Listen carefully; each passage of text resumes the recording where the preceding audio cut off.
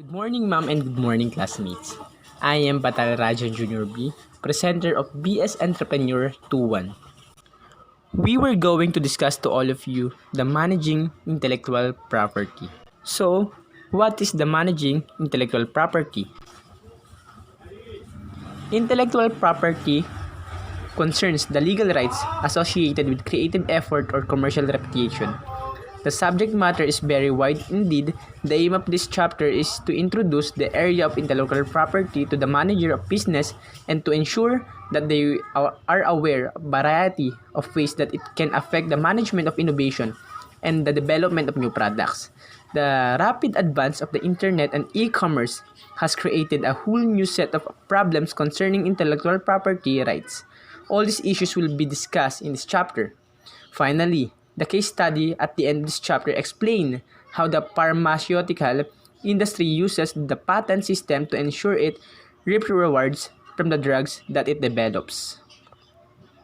That is the intellectual property.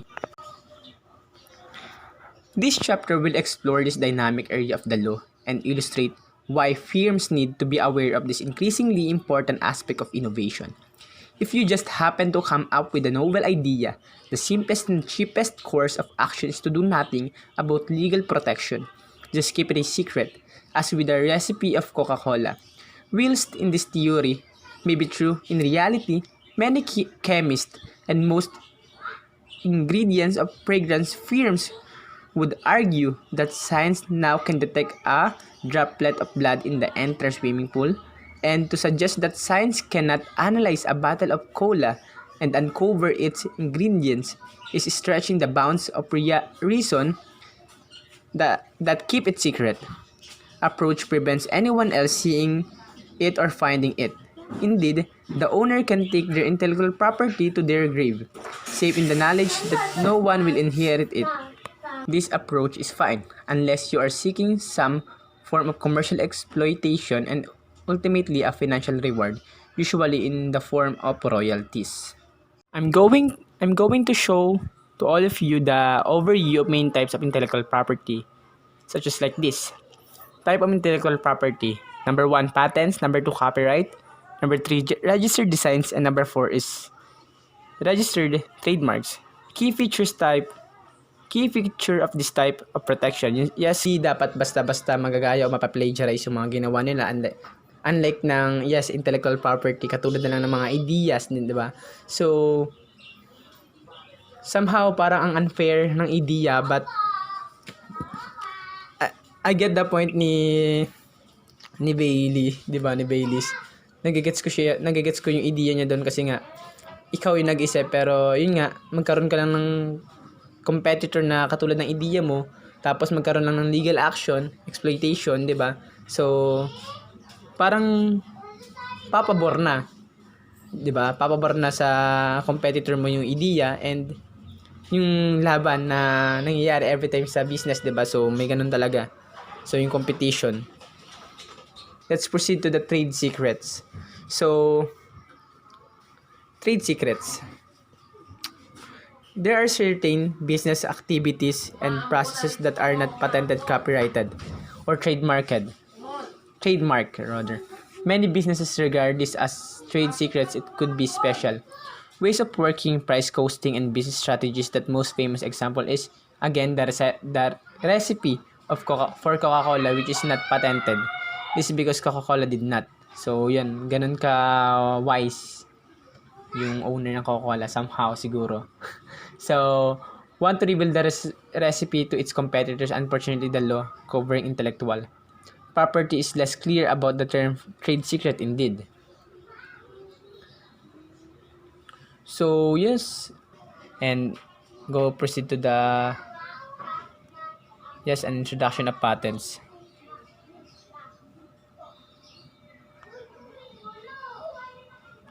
Okay, introduction of patents. So guys, kung naalala nyo yung issue before ng mga Chinese, 'di ba? So they are the one who is truly expertise na siguro talaga nila mang-imitate ng mga foreign technology. So remember before yung issues ng Huawei, 'di ba? So nag-export sila ng mga gadgets nila like phone, tablet or iPad to the other country to imitate something to that country, especially the gadgets, the iPhone, etc., Samsung, etc., 'di ba? So remember the issue of Chinese na sobrang galing nila mag-imitate ng mga product, and to the extent na sobrang galing nila mag-imitate ng mga produkto ng ibang country is doon yumayaman yung bansa nila. And yung competitive threats na nangyayari before, actually until now, 'di ba? Nagkakaroon ng banggaan kasi yung idea ng isang country is again ninanakaw nga ng Chinese, ini-imitate nila, pero nagkakaroon ng issue. Yes, issue talaga 'yon. So let me read this. A patent is contract between an individual, organization, and the state. The rationale behind the granting of temporary monopoly by the state of encourage creativity. So, yun. Foreign applications for Chinese patents have been growing by over 30% and a year, diba? So, with the foreign companies and more deeply engaged in the Chinese economy, just protecting their intellectual property, China have increased. So, Apple sues Samsung for raping of designs and features, diba? Sabi dito, in 2014, Apple sued Samsung for damages of $2 billion. Wow, $2 billion, claiming infringement of 5 patents by Samsung device sold in the USA, including the Galaxy smartphones and tablets. Samsung is claiming infringement of 2 its patents by the iPhone and iPad. Again, the word infringement means is a violation or trespass, 'di ba, sa mga bagay-bagay. And yun nga, banggitin natin kanina, yun nga, noong 2014, yung Apple parang sinusud nila yung Samsung for damages of 2 billion, 'di ba? So claiming infringement of 5 patents by Samsung devices sold in the USA. So the Samsung or the Galaxy smartphone and tablet Samsung is claiming infringement of 2 its patents by the iPhone and iPad. So sinasabi lamang dito is inimitate or somehow nagkaroon ng something violation yung Samsung sa Apple, 'di ba? Sa Apple. So yung dalawang yan is talagang magka-kompetensya talaga in terms of gadgets or technology. So let's proceed to the novelty. So yun nga, the Patent Act 1977 Section 2 close and open parenthesis 1 stipulates that invention shall be taken to be new if it does not form part of the state of the art. A state of the art is defined as all matter, in other words, publication, written or oral, even anticipation, di ba? So that's the novelty. And inventive step.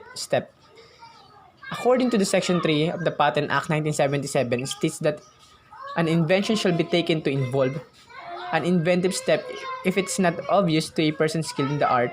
In the United States, the term non-obvious is used requirement for patentability, although the basic principle is roughly the same. The assessment of inventive step and non-obviousness varies from one country to another. A set of rules regarding the approach taken by the United Kingdom courts was laid out by the Court of Appeal. This is the underlying of inventive step. Identifying the inventive concept embodied in the patent. 2 is imputing to a normally skilled but unimaginative address what was common rather. 3 is identifying the difference, if any, between the matters cited and the alleged invention. 4 is deciding whether those difference viewed without knowledge and alleged invention constituted steps that would have been obvious to the skilled man, or whether they required any degree or invention. So yes, last is the industrial application. Under the Patent Act, an invention shall be taken to be capable of industrial application. if it can be machine, product, or process. Penicillin was a discovery that was not patentable, but the process of isolating and storing penicillin clearly had industrial application and thus was patentable. So again, this is the managing intellectual property, and let's proceed to the next reporter. Thank you po. Good day, ma'am. My name is Renan Bensalida. My topic is all about patents, and my first topic is exclusion from patents. Ang sinasabi lang po dito, ma'am, is yung discovery, scientific, theory, and mathematical processes ay hindi sila under ng exclusions, control, and possessions of a particular individual. Unlike po doon, ma'am, sa artistic works like songs, movies, books, and designs. For example, painting. They really own it, so they have trademarks, copyrights, and registered designs, and cannot just be copied without ask permission to the owner. According to Patent Act 1988, ma'am, na sinasabi po dito sa kanyang meaning. Next is patenting of life. Patenting, it means to legalize. For example, in America, patenting of life is legal. But in the Europe, the patenting of life is not legal. Because the reason of the Europeans that it is not legal to patenting of life in their country, they have a question why it is still necessary to patent of life. What is the good benefits? Kung anong magiging magandang benepisyo nito sa atin. So, ang Europeans ay hindi sa kanila legal yung pagpapatent ng isang buhay. Sa ibang bansa ay legal. Sa Europe kasi is hindi pa nila masyado talaga nauunawaan kung anong magandang benepisyo ng patent of life. And sa Amerika naman ay nakagawa sila ng cloning ng isang hayop. Ayan ay si Dolly, the first large mammal to be created from the cells taken from other sheep. Siya yung kauna-unahang clone na naging successful.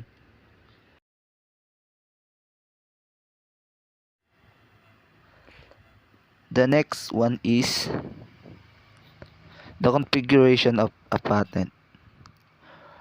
Sinasabi lang dyan, for example, when you invent things like the machine that you invented, you can make it, and if you think many people will like your invention, you must first get a patent or permission from government that proves that you can sell your invention or to protect your invention from people who will imitate it as proof that you invented it. Na dito ay kailangan mo lang talagang kapag ikaw ay naka-invent ng halimbawa machine, ay kailangan mo lang talaga ng patent, and halimbawa niyan yung mga details na ganito. Ito, country of origin, filling date, personal details of applicant. Kailangan meron yan sa patent mo. Nandiyan, and meron country of origin, filling date, personal details and applicant. And they're the two most important sources of information relating to a patent are the patent specification and patent abstract.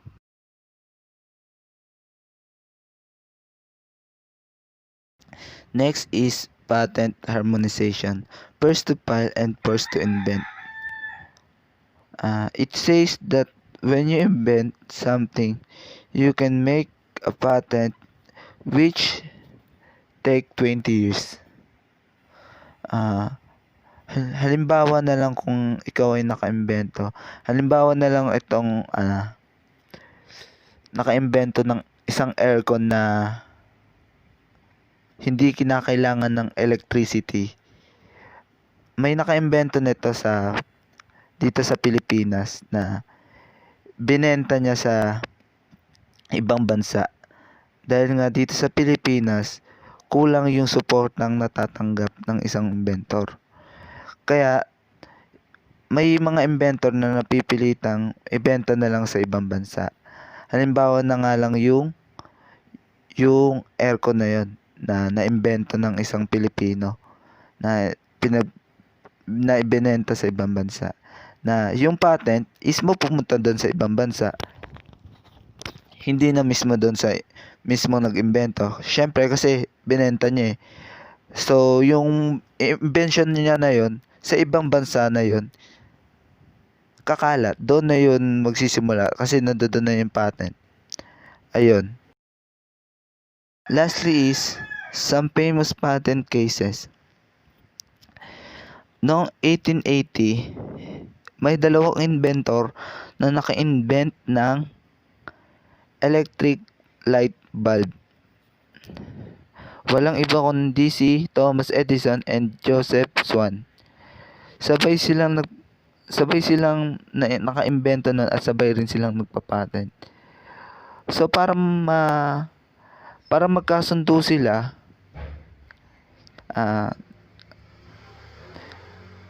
kaya pinagsama na lang nila ang kanilang pangalan doon sa isang benta nila. Kaya ang naging tawag is Edison.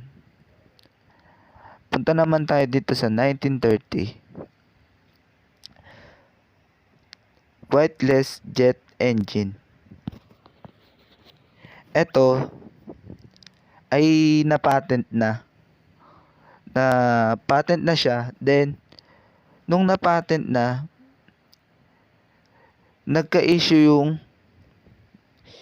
yung weightless jet engine. Kumbaga, hindi kaya yung kanyang invento.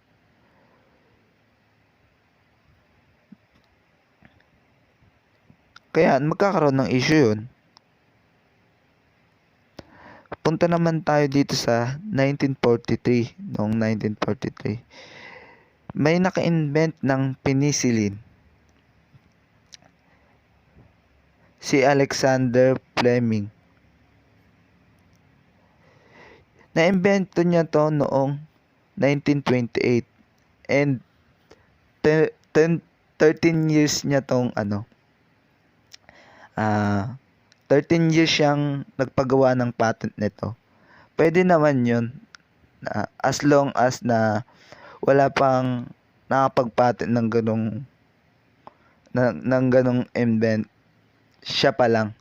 Pwede naman yun kahit tumagal ng ilang years. So, yun lang po. Good day everyone.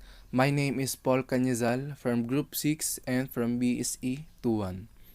So I'm reporting now is patents in practice. So what is patent in practice? Many industrialists, small business managers, business owners who have little faith in this patent system. Why? Because they believe that this patent system is for only large companies and corporations because they have enough finances to get this patent system. And also, they very need it to avoid stealing property and product from their competitor. So, the problem of it, like I said, is it is expensive journey. So, when you get a patent system, you need enough money to pay for this because it is need a maintenance fee. So, expiry of a patent. So, patent expire for two reasons. One reason is the term must expire or done, and the second one is if the owner does not pay maintenance fees. So, when a patent of an invention expires, the invention falls into the public domain, which means that an inventor loses the right to stop others from using, making, and selling the patent invention.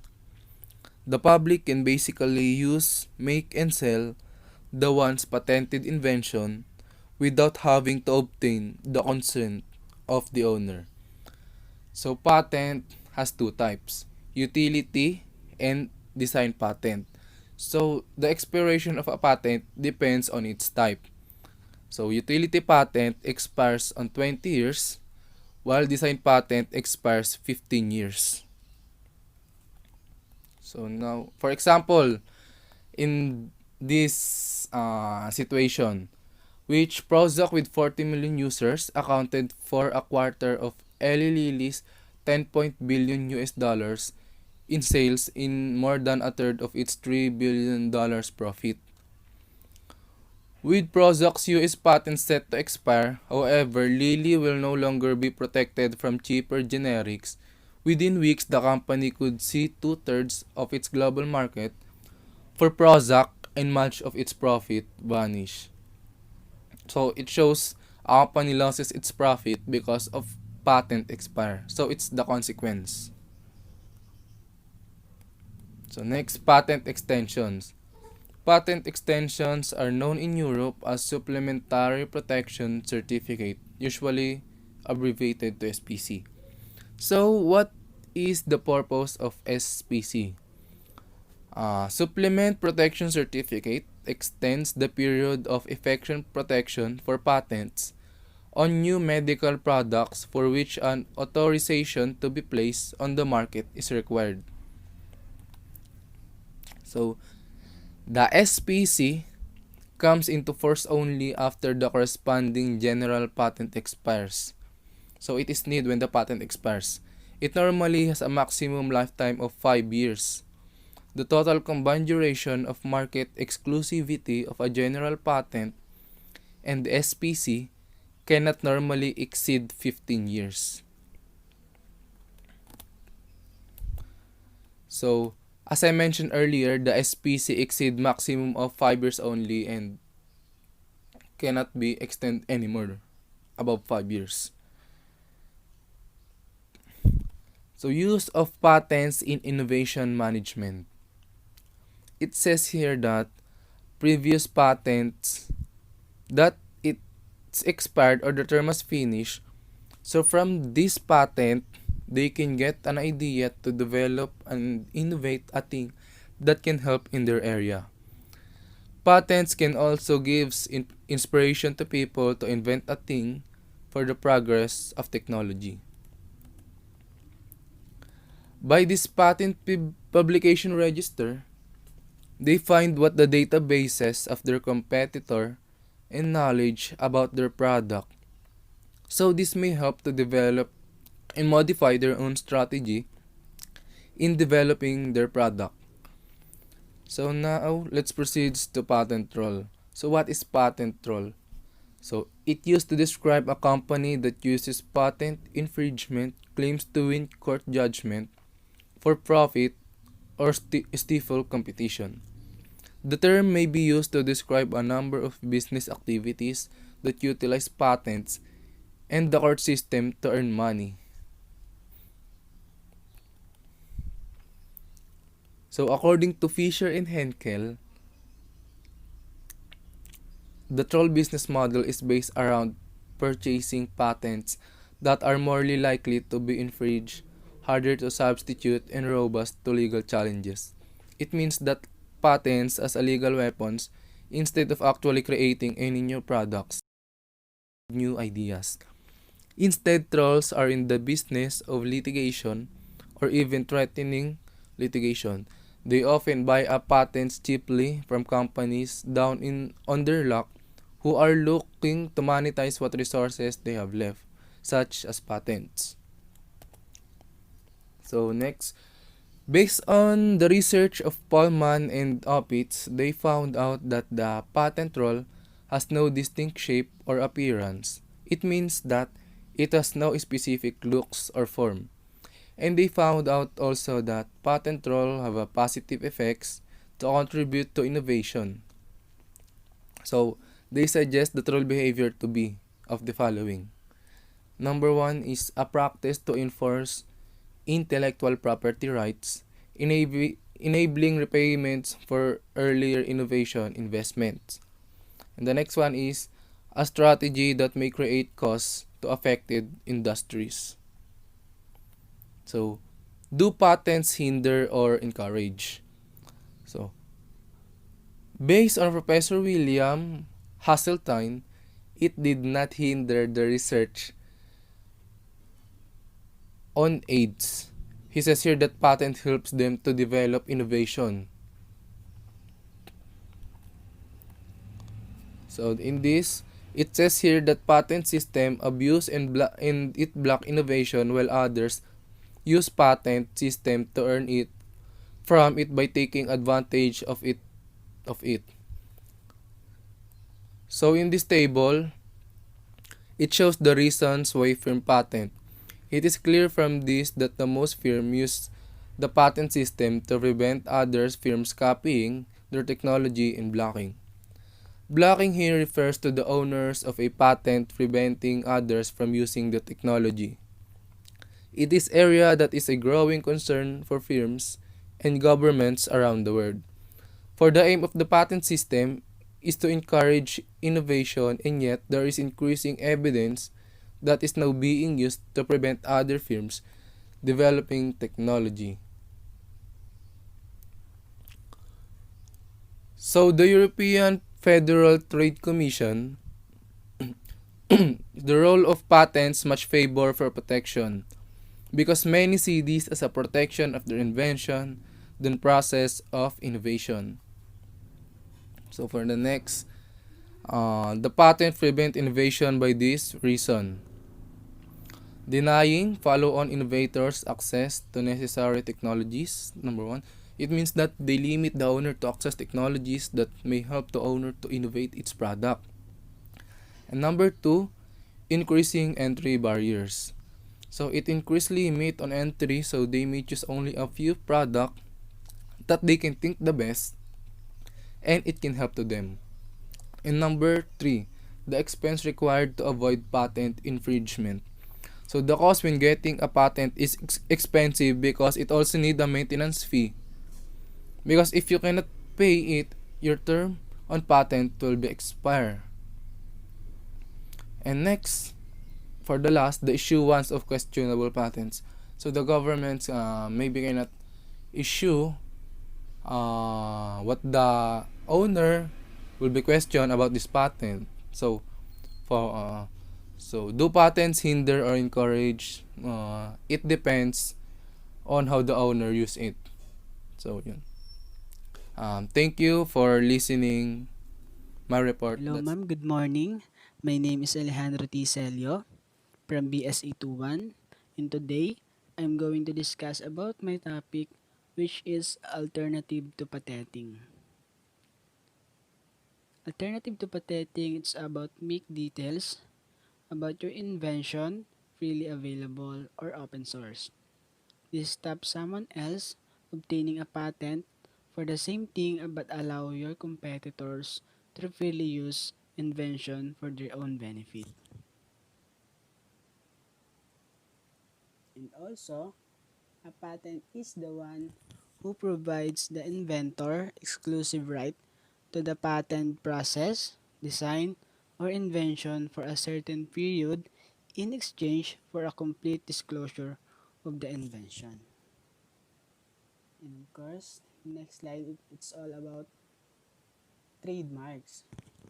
Trademark is a word, phrase, symbol, or design that identifies and distinguish the source of goods of a one party from those others.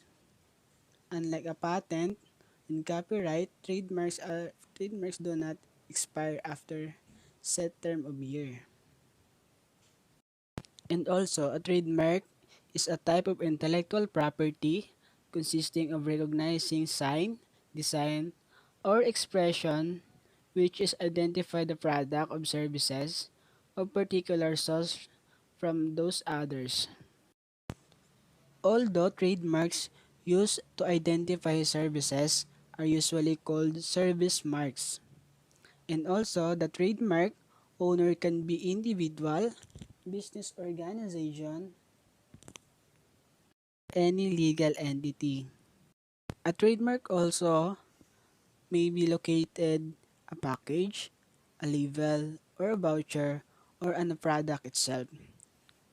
For the sake of, of corporate identity, trademarks are often displayed on company buildings. It is legally recognized as a type of intellectual property. And also, the next slide is it's all about satisfying the requirements of Section 11. In this time, it's talk about much wider definition of trademarks offered by the 1994 Act, open the possibility of all short of so mark that previously would not have been registrable, like sound, smell, and container could now be registered.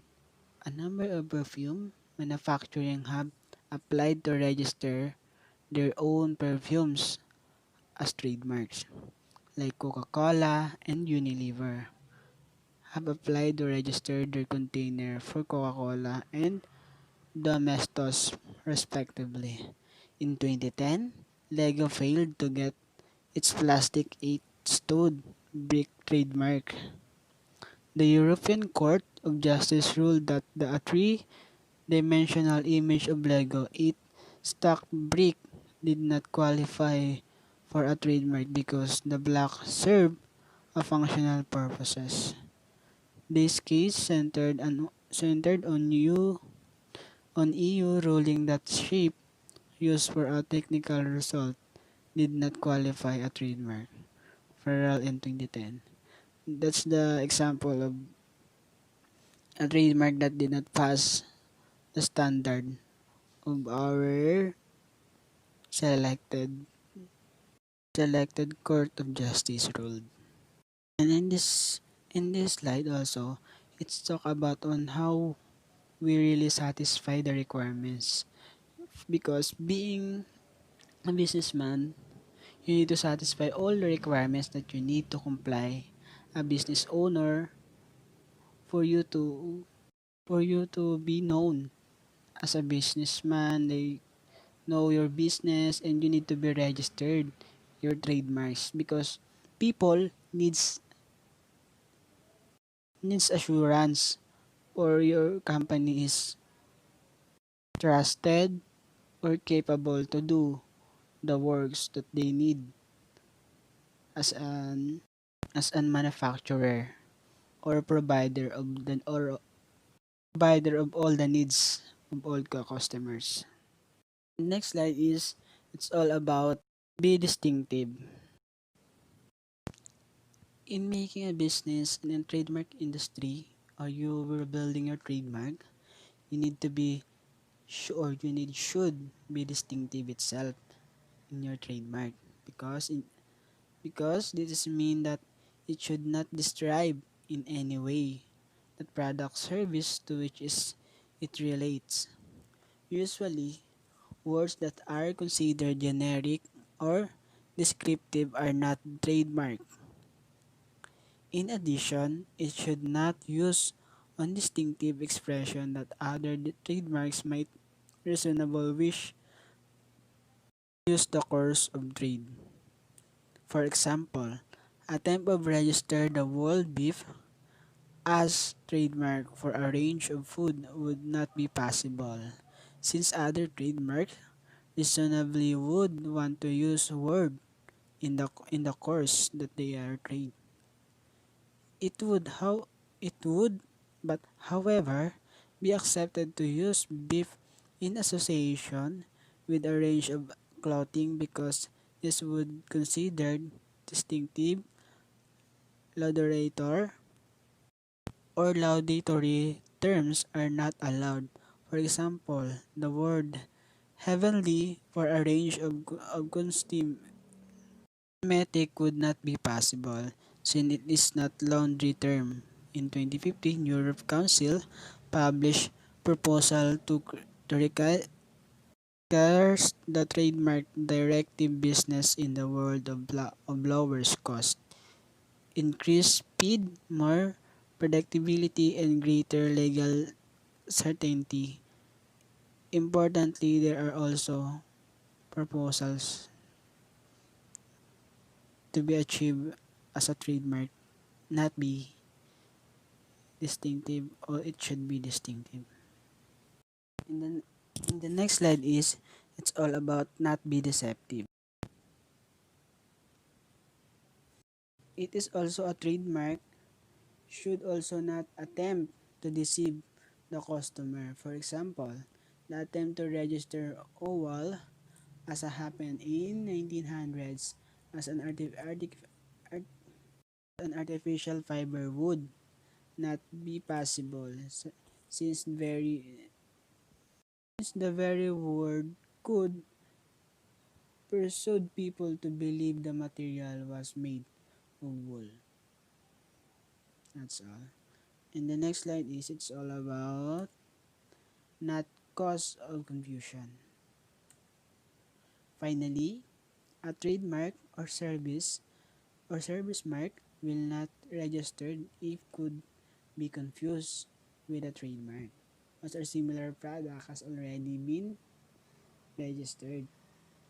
In making your trademarks as a company owner or a building owner, you need to be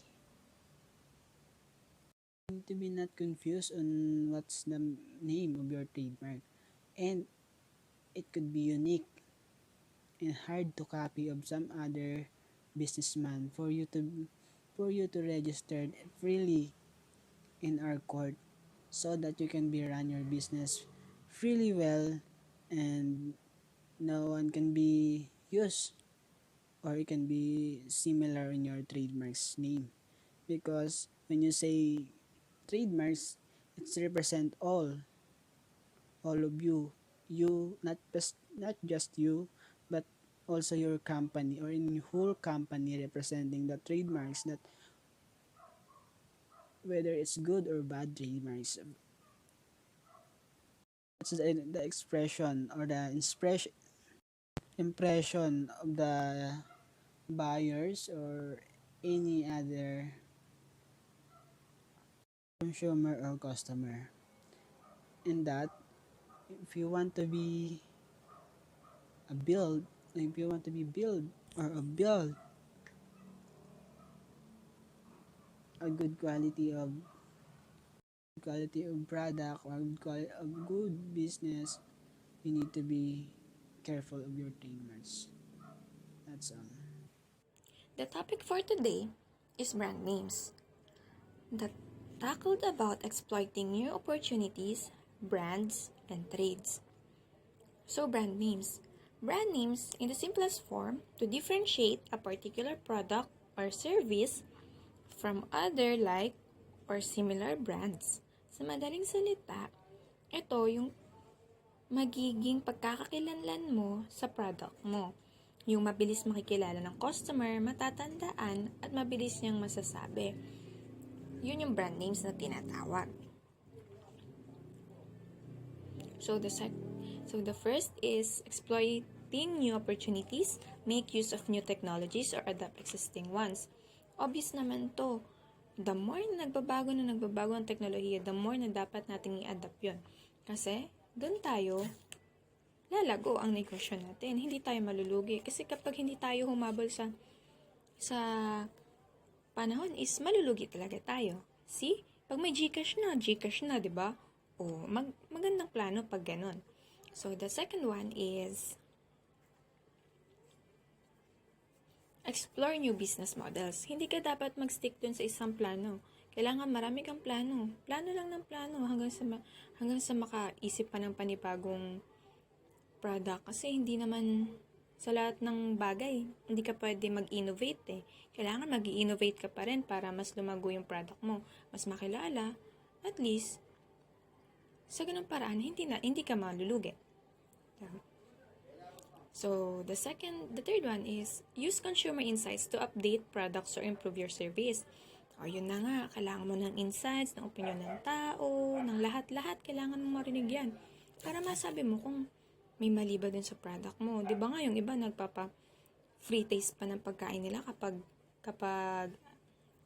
kapag meron silang bagong foods. Kasi nga, dun mo malalaman kung papatok ba sa tao yung product na ginawa mo. Tapos niyan, improve your service. O, online selling ka, tapos wala kang taga-deliver. Anong tawag dun? O, diba? Kaya dapat, pag improve your service, galingan mo na, dagdagan mo na ng trabahador para at least panalo na. Hindi ka pa lugi. And then, extend your customer base and attract new prospects. O yun na, kailangan mo extend. Palaguin mo pa. Para the more na mas malaki, the more na mas may nakakilala, the more na mas maraming pupunta sa'yo. At the more na maraming lalapit, diba? Parang ano lang yan isang product ng bata, paano mo magiging reason yun para maging gamit din ng matanda. Diba? Innovate din. And then, increase customer loyalty. Nagawa mo na lahat. Pag nagkaroon ka, nagustuhan nila ng customer mo, may maganda kang feedback na matatanggap. Yun na yung feedback mo, which is, si customer nang laging lalapit sa'yo. Si customer na mag-i-introduce ng product mo sa iba kasi nga, alam na nila na mapagkakatiwalaan yung product mo. At hindi ka masisira doon. Kasi customer na nagsabi, di ba? The more the merrier na. Okay. So, punta tayo sa trademarks. Satisfy the requirements of Section 1. Ito, yung Section 1 is a Republic Act kung saan kailangan mo munang i-rehistro yung name ng brand mo. Tapos, be distinctive. Be distinctive is a trademark should be distinctive. Hindi siya pwede gamitan ng mga same words. Example niyan is yung corned beef. Di ba may beef na? Tapos gagamitin mo pa. So, hindi pwede yun. Kailangan may originally na meron kang gawa. At dapat precise din. So, not be deceptive. Not be deceptive is a trademark should be also attempt to deceive the customer. Parang yung sa hula lang, as happened in 1900s, kung saan artificial fiber yung gamit niya, which is possible na maging ma-persuade yung tao na mapaniwala niya na wool yung gamit, pero actually is hindi. Kaya dapat hindi ganon. So, not cause of confusion. Not cause of confusion is a trade or service will not be registered if it could be confused with trademarks of a similar product that has been registered. So, ang sinasabi dito, hindi pwede na gumawa ka ng brand name mo which is naka-confuse sa tao, which is may katulad na. 'Di ba? Yung parang ginaya mo lang, kahit sabi mo idol mo, ginaya mo lang. O, diba? Mahirap yung ganon. Magkukukos yun ng confusion sa tao. Diba? Dapat ganon. Dapat maging originally tayo. Okay? So, I'm Bea Celestial, your reporter from this day. And thank you for listening. Hello everyone, I am Sheila Kabukoy and now let's proceed to register designs. Register designs protects the shape, configuration, and pattern of a product. If you see the symbol, the small circle with letter R inside in any products, it means that the product was protected by registered designs. But first, why do we need to have a distinctive design? Having distinctive designs allows consumers to be easily distinguish a product. Well, it's simply because the success of a product also depends on its design, which allows us to be easily distinguish a certain product. And from that, the design will stick to the mind of the consumers. For example is these two bottles. This is a bottle of different brand of soft drinks. So, this one in the lower side, even we're going to remove the name, we'll already know that this is a bottle of Coca-Cola according to its shape, as well as that one in the upper side. And now, why is it important to register your design? It is important to register the design because it protects other manufacturers from copying the design. For example is, If you will design a plastic bottle for your own brand of soft drinks, it will remain unique because no one can copy it. The protected by the registration is the visual appearance of the product. So, it doesn't include the function because that is already protected by the patent. In order to be registered the design, it must be unique or new to the market, and it doesn't matter how attractive it is because the important is that the product is new and distinctive and must not be almost the same to the other products, and most of all, it must not be published anywhere in the world. The registered designs will last maximum of 15 years, but it can be extended for 5 years upon renewal. So next, let's proceed to copyright. Copyright is an automatic right which protects original works from copycat, wherein you cannot use, copy, or even rephrase the work without permission to the owner. But in order to be protected by the copyright, it must be in tangible form, written or drawn. Today, copyright also covers computer software due to illegal copying of programs, and also in music industry which also battled with the same problem. Because of that, it provides copyright holders with an advantage. The impact of this may be to hinder creativity in the long term. For example, is in Shakespeare's time, wherein there was no protection of copyright at all. So, if your work doesn't have a copyright protection, it enters public domain. Content in public domain can be used whenever you want. So, there are people who take content here to make a book and publish it. So, the copyright now will be credited to the one who published the book. The duration of copyright protection varies according to the description of a work. In United Kingdom, the literary, dramatic, musical and artistic works, copyright expires 70 years after the death of the author. In the Philippines, copyright protection lasts during the lifetime of the author plus 50 years after the author's death. Just to be clear, the protected by the copyright are the following, and these are grouped into three categories. First is original literary, dramatic, musical, and artistic works. Second is sound recordings, films, broadcasts, and cable programs. Third is the typographical arrangement or layout of a published edition. Next is the remedy against infringement. So, these are the following remedies. For damages, the owner of the copyright can bring a civil case and ask the court for damages, which can be expected to be calculated on the basis of the compensation for the actual loss suffered. For injunction, injunction is an order of the court that prohibits a person making infringing copies of a work of copyright. And last is accounts.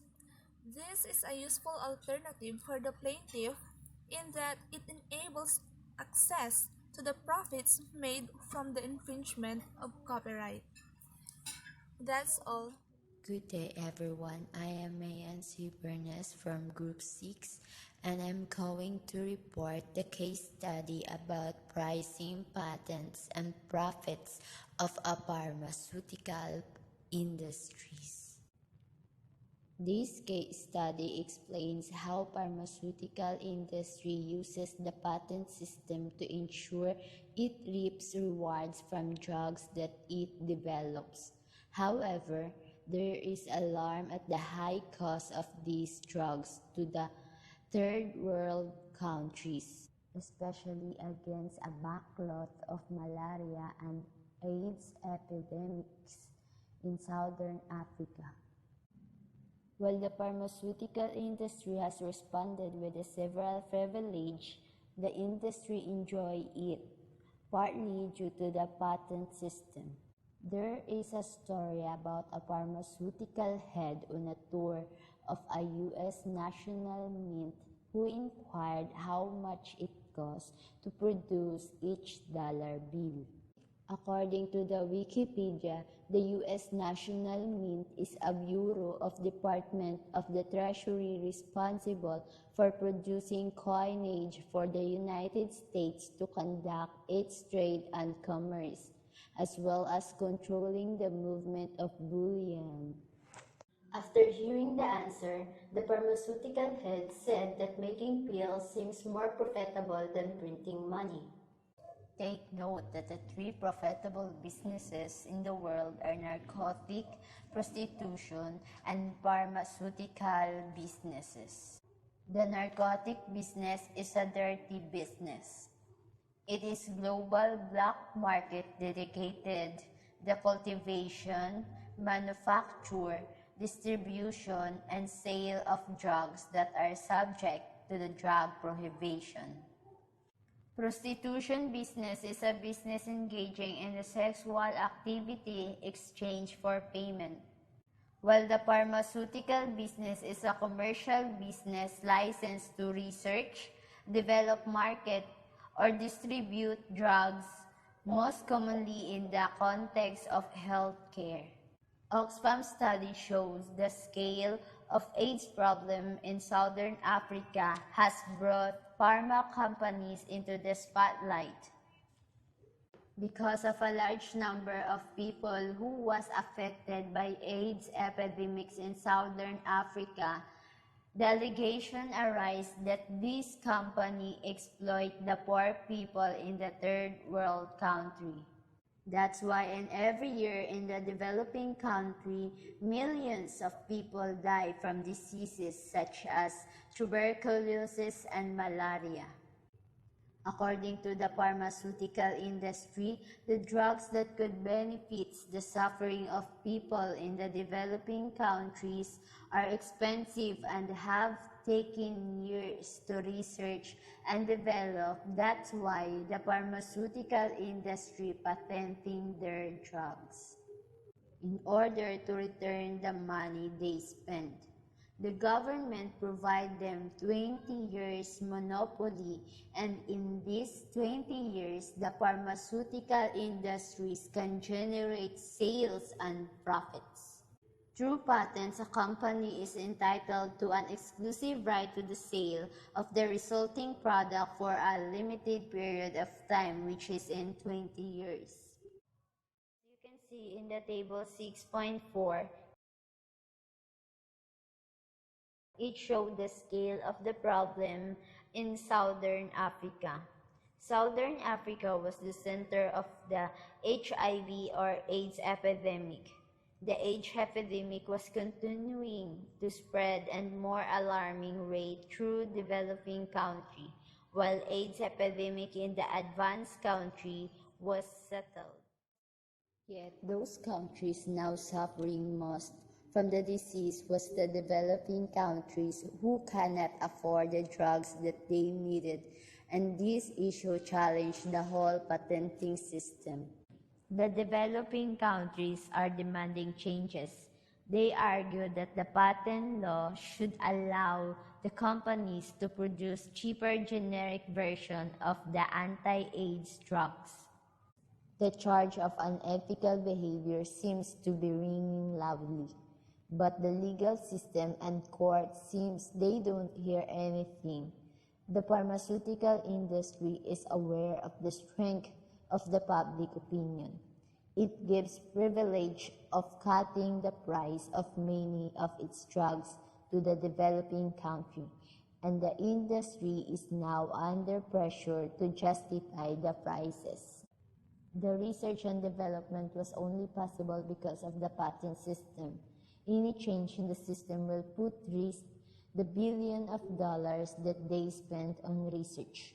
According to the Sidney Towrell, chief executive of the U.S. drug company Eli Lilly, If we kill free market around the world, we will kill innovation. Let's go to the price cuts. There are different companies and countries that lower their price in drugs, and these are: number one is a GlaxoSmithKline.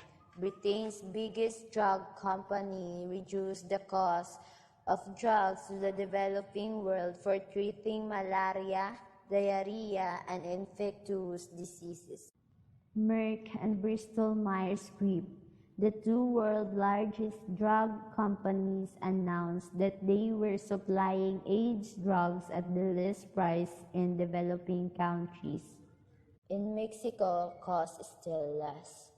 Such differential pricing is fundamental to the pharmaceutical industry because consumers are not paying for raw materials but rather for intellectual property. And last is the United States. United States is exception, as here prices are determined on the open market. That's all for our report. Thank you for listening and thank you for watching.